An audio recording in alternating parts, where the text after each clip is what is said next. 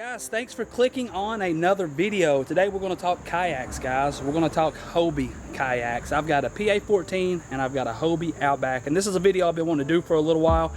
I kind of wanted to use the Outback a little bit before I started talking about it. If you ain't in it, if you ain't using it, and you ain't putting it to use, how can you do a video telling people about that kayak? So I've had this kayak for probably 2.5, 3 months now. I've had the PA14 for probably 6 or 7 months, and I use these things a lot, probably a lot more than the average person. And I'm just going to tell you guys some differences about them, kind of show you some differences about these kayaks.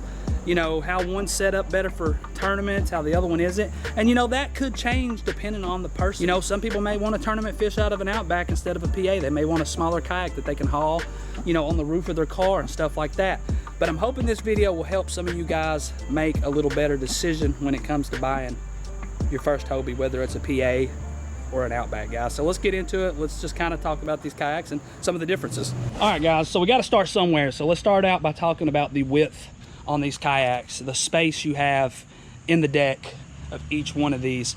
This right here is, to me, the #1 tournament rig. I mean, personally, I'm sure guys are going to have different opinions, but to me personally, I love the space I have in my PA14. I have so much room when I'm out there on the water to stand up, turn around, to have tackle laying in the floor, to have 2 or 3 rods on each side of me laying in the floor fishing. That is one of the #1 things that I love about the Hobie PA14. The Hobie Outback, you definitely don't have as much room. You don't have as much space. I mean, you're sitting in this seat, you've got just enough room for your legs. You may have enough room for a rod to lay beside you. That's it.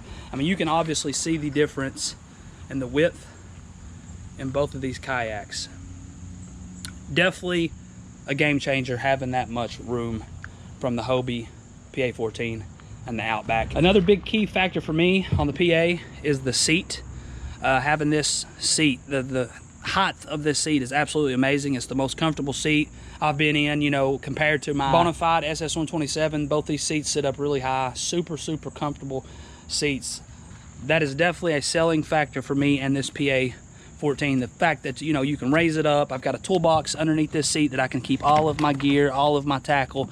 Definitely handy having this raised up seat and space underneath this thing. And with the Hobie Outback, that's one thing that I'm definitely not used to coming from the PA. You know, when I'm in this thing for 2 or 3 weeks at a time fishing, and then I go fish a small creek or a river and I get in the Outback, this seat, I feel like I'm sitting on the water, like I can just reach down and touch the water, you know, with my elbows.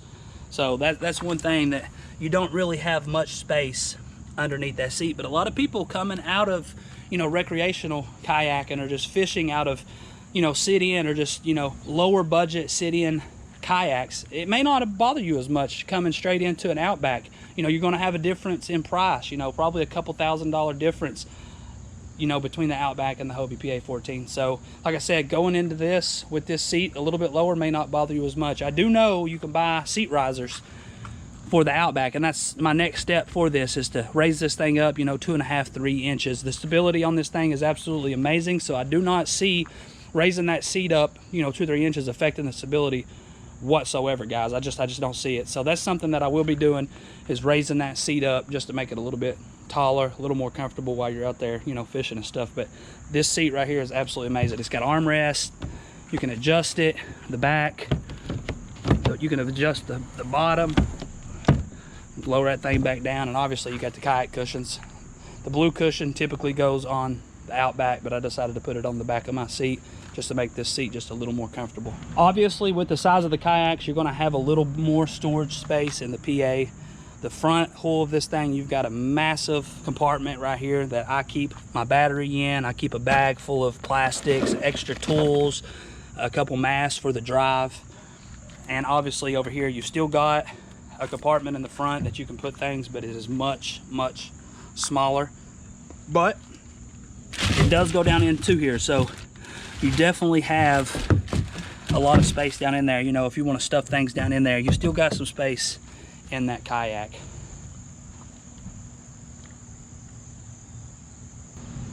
So with this PA being a 2019 and the Outback being a 2020, I do not have kick up fins for the PA. I do got the 180 drive, it's got forward reverse, but the 2020 came with the kick up fins, which is absolutely awesome.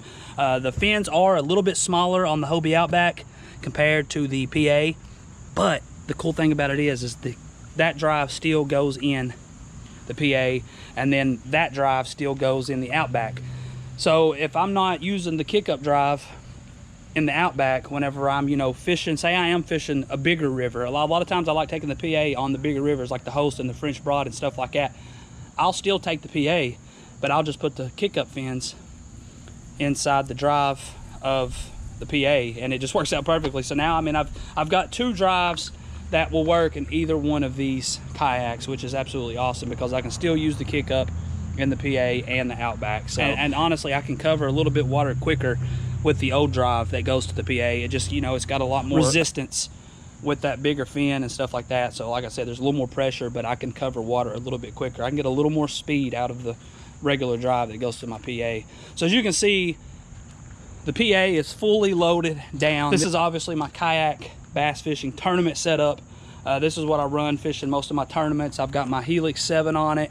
I've got my bass platter that I can keep a bunch of different lures. I can keep my pliers and stuff like that.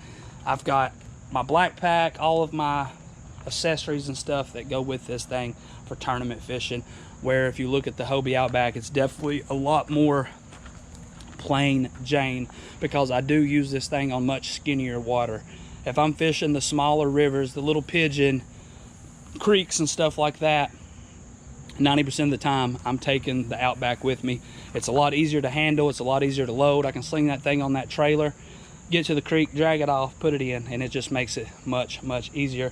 And I can pull the black pack over, stick it on the back of the Outback, and any of my other accessories I can put over here on it. You know, I can put my camera mounts on here. I can take that mount, slide it on the track, and I've got my cameras and stuff like that set up. I don't ever put my graph on it. Obviously, I don't have the wires and stuff ran. I don't have a battery set up on the Outback. But this thing right here is absolutely perfect for small, skinny water. Sometimes you get into that really shallow stuff where you have to pull up your drive. This kayak is really easy to paddle. You can pull out your paddle and paddle this thing much easier than you can that PA14.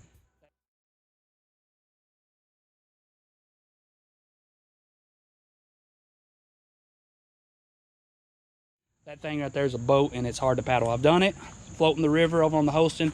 When that water's ripping and you're in that shallow stuff, I've pulled my paddle out and paddled that thing. It's not awful, you can do it.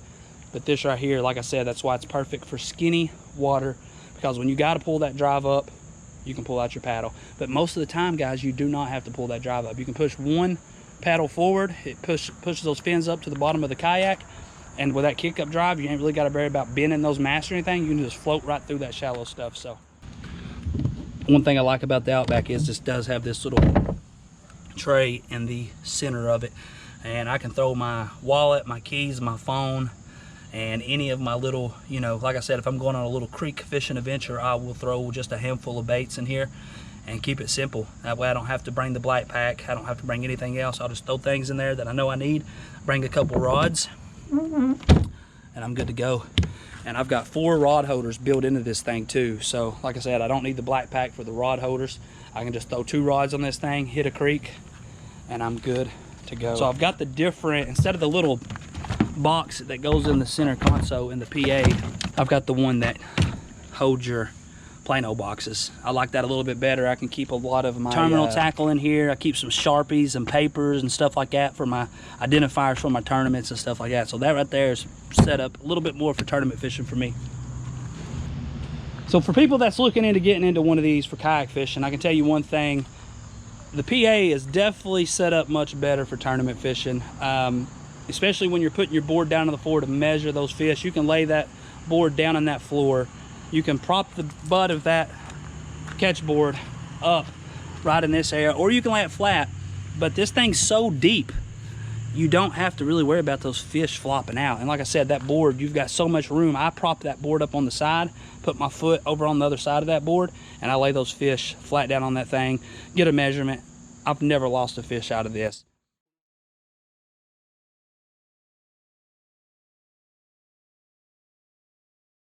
Now with the Hobie Outback, you've got to kind of sit in it and prop your feet up out of the way. like I said, you don't have half as much space. And when that board is laying right here and butted up, there's not much stopping that fish from jumping off and going back into the water. So I usually try to put my net down inside this. It almost fits perfectly right in this little slot.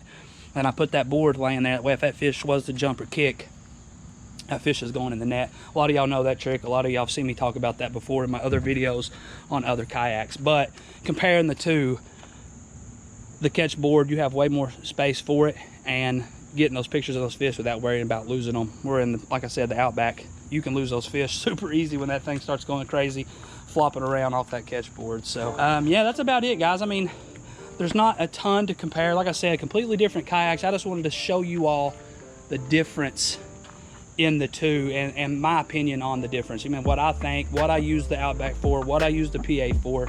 And like I said, I think the PA is good for the big rivers, the lakes, and just 100% tournament fishing. I mean, I can put the kids on this thing. We do the same thing with the PA, or with the Outback. We put a chair on the back and we can put the kids. That's how stable this Outback is. You can still throw a kid on the back of that thing. We do that just for fun, and we take the kids with us. I've fished 2, maybe 3 tournaments out of the Outback when I needed to do it. When I fished the Little Pigeon River, I took the Outback with me up there to fish that, you know, for what was it, Smallmouth King. I've took it down the Holston River before whenever it was super shallow, and when I fished the bare bones, when I couldn't use a drive, I used just my paddle for the Outback, and it worked out perfect. Like I said, it's a much slimmer kayak, so it's pretty easy to paddle. I mean, and it tracks really well too, and you've got a rudder to help steer, you know, also while you're using the pedal. So definitely a skinny water machine right here, guys. Set up for skinny water, shallow water. I think the Outback really excels in that. And like I said, PA14 is obviously set up for bigger water, lakes, bigger rivers, wider rivers, deeper rivers, and stuff like that. So hopefully that helps some of you all maybe make a decision when it comes to buying one, seeing it kind of like this side by side, me kind of telling you, you know, obviously you can see the difference in the height of the seat, how high the PA sits up, how low that Outback is. I mean, looking at this angle, it's a big difference. This right here, it's like sitting in your computer chair at the house relaxing. This thing right here is like climbing up off the floor. But like I said, when you're in it, it's not bad. But if you come straight out of that PA and jump straight into that Outback, it definitely feels kind of weird. So another factor is the PA14 has a 600-pound weight limit, where the Hobie Outback is like 450 or 475. So you've got a little bit more weight capacity on the PA. You can obviously load this thing down a lot more than you can the Outback. So like I said, hopefully that video helps a couple of you all out. Like I said, it's not really a in-depth breakdown of both of these kayaks. I'm not a professional. I'm sure there's guys that know a lot more about these kayaks than I do. Just going out and using them, I know the difference of the PA, and I know the difference from the Outback. I know which one performs better for me on the lake, and I know which one performs better for me in the skinny water rivers and stuff like that. I just want to show you all kind of a side-by-side of the accessories, the different space and room that you have on each one of these kayaks. So hopefully this video helps a couple of you all out. Like I said, just a quick little random video. I was outside working in the yard, and I was like, I'm gonna do a quick little video talking about both of these kayaks, and maybe, like I said, it will help someone out make a decision on whether they should buy a PA or buy a little bit smaller Hobie Outback, guys. So if you haven't, please like, please subscribe, and I will see you all on the next one. Peace.